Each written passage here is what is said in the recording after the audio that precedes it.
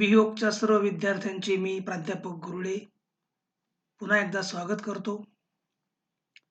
So presently we are dealing with the basic grammar of English, and today we are going to learn especially the change the voice of present perfect tense, and this is my 7th lecture in the series.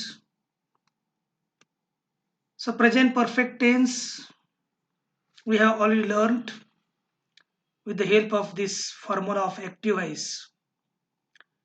Subject plus have has plus V3 plus object plus remaining sentence. The formula for passive voice is object plus have has plus been plus V3 plus remaining sentence plus by plus subject. So nothing is new here.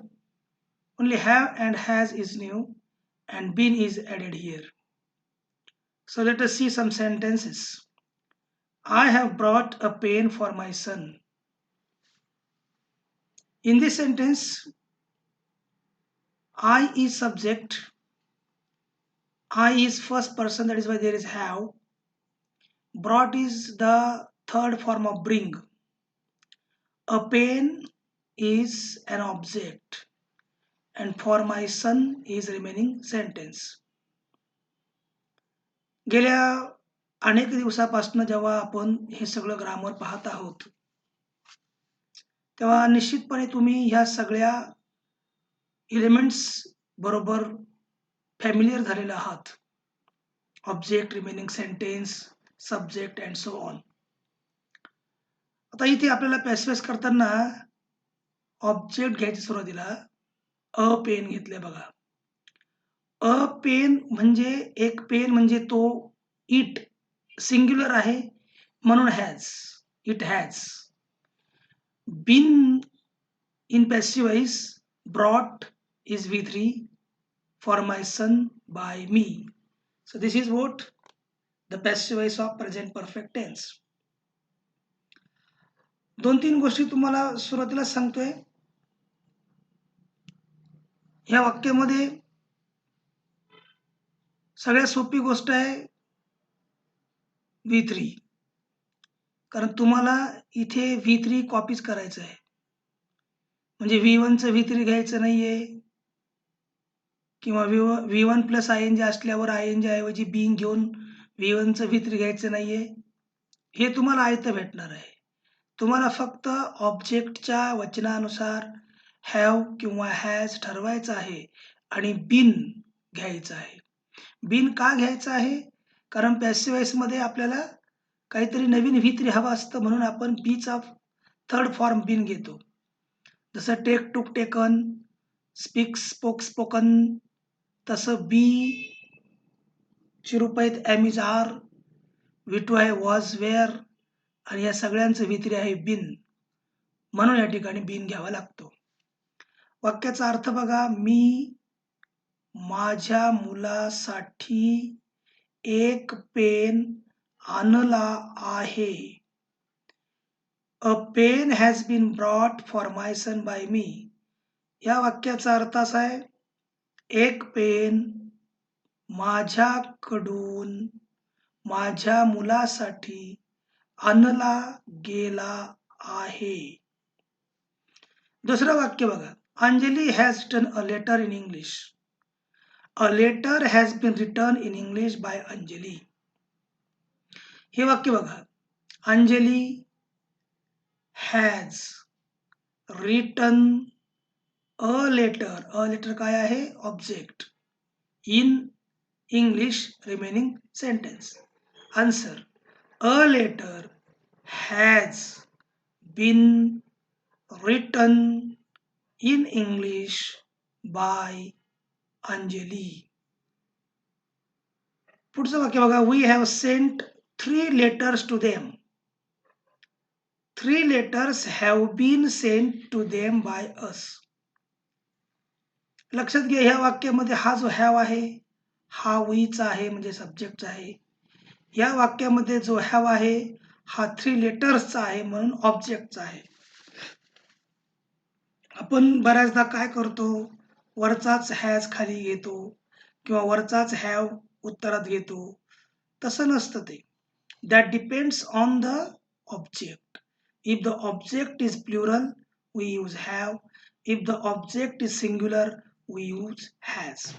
So three letters is a plural, that is why we have used have here. We have sent three letters to them. आम्ही त्यांना 3 पत्र पाठवले आहे. 3 letters have been sent to them by us. 3 पत्र आमच्याकडून त्यांना पाठविले गेले आहे. Let us see some more example on the next slide. They have cut the trees around their house. They have cut the trees around their house. The trees have been cut around their house by them. A man has eaten all the dishes in the hotel. All the dishes have been eaten in the hotel by a man. हळूहळू तुम्हाला हे कळतं आहे की ते has आलेलं आहे, कारण अ मॅन म्हणजे ही, म्हणून ही हॅज. या ठिकाणी हॅव आलेलं आहे कारण ऑल द डिशेस म्हणजे दे, म्हणून या ठिकाणी हॅव आलेलं आहे. All the dishes have been eaten in the hotel by a man. She has locked the door. This is very simple. या वाक्यामध्ये सी सब्जेक्ट आहे, हॅव हॅज पैकी हॅज आहे, लॉक्ड V3 आहे, द डोअर ऑब्जेक्ट आहे. There is no remaining sentence. मग the door has been locked by her. Very easy. We have broken a big stone in the garden. In this sentence, we is subject, have is helping verb, broken is V3, a big stone. A big stone हे पूर्ण object आहे आणि in the garden हे remaining sentence आहे. लक्षात घ्या, object आणि remaining sentence बऱ्याचदा प्रीपोजिशनने जोडलेलं असतं. इथे इनने जोडलेलं आहे, इथे सुद्धा इनने जोडलेलं आहे, इथे अराउंडने जोडलेलं आहे. तर बघा आता, so we have broken a big stone in the garden. A big stone has been broken in the garden by us. त्याच्यानंतर you have solved all the examples of grammar. या वाक्यामध्ये you सब्जेक्ट आहे, have has पैकी have आहे helping verb, solved आहे V3. all the examples of grammar. This is a kind of noun, but this is a one noun. All the examples of grammar. व्याकरणाचे सर्व उदाहरणे. आपण नुसतं व्याकरण म्हणू शकत नाही, सर्व म्हणू शकत नाही, पण व्याकरणाचे सर्व उदाहरणे. So this is a very big object. All the examples of grammar, this is the object. So all the examples of grammar have. आता इथे बघा, एक्झाम्पल्स आणि all indicate plural object. That is why I have taken have here. And then been, then solved by you. All the examples of grammar have been solved by you. Now I have given you the exercise for changing the voice of the following sentences. Now change the voice of the following sentences. I read these sentences for you. Then you should try and be ready to listen the answers later on. See the first sentence. Komal has bought a new dress on Deepavali. We have bought a new car this year. The teacher has taught us a lesson. My uncle has started a shop in Mumbai. Lata and her brother have given a gift to their mother. You are presenting a paper in the seminar. She asks a question to her teacher. They have found a bag in the market. You have used my computer many times. The man has been punished for his crime.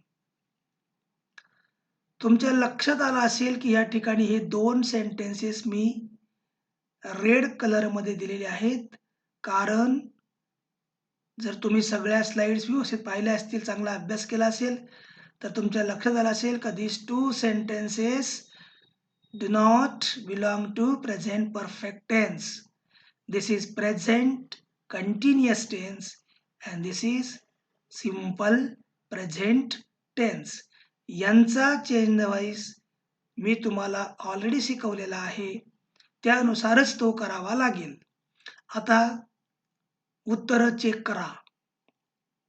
पहिल्याचं उत्तर आहे a new dress has been bought on Deepavali by Komal. Second sentence. A new car has been bought this year by us.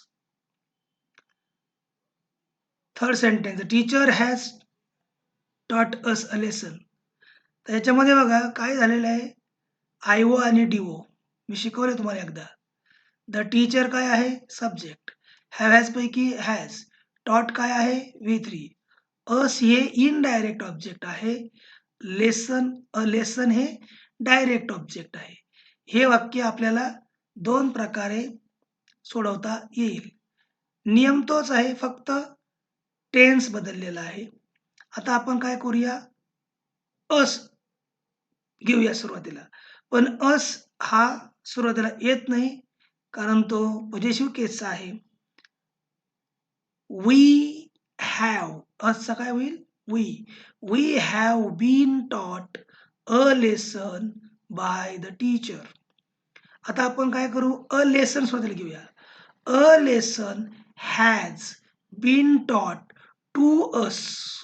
आला का लक्षात, तो to us by the teacher. I have already explained direct object and indirect object before, but this is applicable in any tense. चौथा वाक्य, आता direct उत्तर बोलतोय. A shop has been started in Mumbai by my uncle. Fifth sentence. A gift has been given to their mother by Lata and her brother. या वाक्यात सुद्धा IO आणि do आहे बघा. मला सुद्धा तो नियम ऍप्लिकेबल आहे, कारण अगोदर डीओ घेतलं, नंतर आयओ आल्यामुळे मला टू वापरावा लागला. हेच वाक्य, Lata and her brother have given their mother a gift, असं पण बरोबर आहे.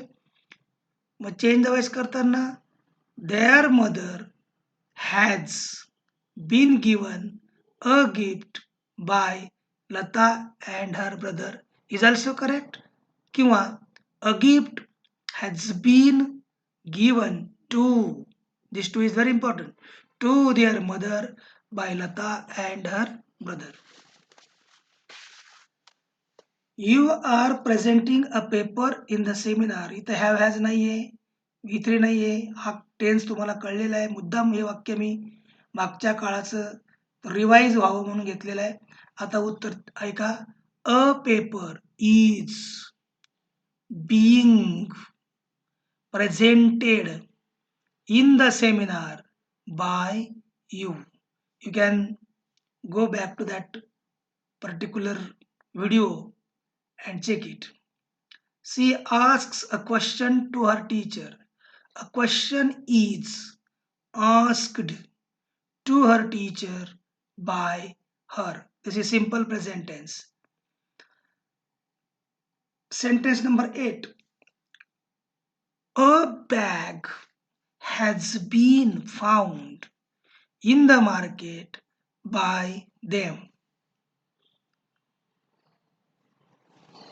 My computer has been used many times by you. Now this sentence, last sentence, the man has been punished for his crime. या वाक्यामध्ये बघा, the man is not subject. The man is object because has been punished. This is passive voice, and the passive voice sentence always begins with object and not the subject.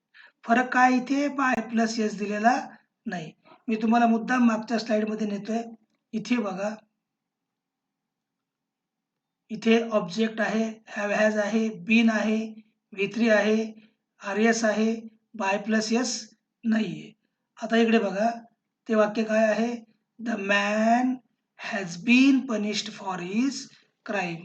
ते वाक्य असं आहे, the man has been punished for his crime. By plus S नाहीये, तरी ते वाक्य आहे, कारण त्या वाक्याचा अर्थ असा आहे त्या माणसाला त्याच्या गुन्ह्याबद्दल शिक्षा केली गेली आहे. पण कोणीतरी शिक्षा केली असेल ना, आपाप तर शिक्षा होणार नाही त्याला. म्हणून तो जो बाय प्लस एस जेव्हा नसतो ना सेंटेन्स मध्ये, तेव्हा हा उलट करताना, ऍक्टिव्हाइज करताना काय करावं लागेल तुम्हाला, हा जो सब्जेक्ट आहे हा मनाने घ्यावा लागेल. तुम्ही ही घ्या, तुम्ही दे घ्या, तुम्ही द पोलिसमॅन घ्या, काहीतरी घ्या, आपण ही घेऊया. ही हॅज, ही म्हटल्यावर काय येईल, हॅज पनिश्ड. आता ते ऑब्जेक्ट घ्या, the man for his crime. परत एकदा उत्तर आहे का, ही हॅज, ही मीन्स आपण मनाने घेतला, he has punished the man for his crime. असं उलटा फ्रॉम पॅसिव्ह टू ऍक्टिव्ह पण करता येतो. So this is enough for today's lecture. So tomorrow or for the next time we will continue with next tense. Thank you very much.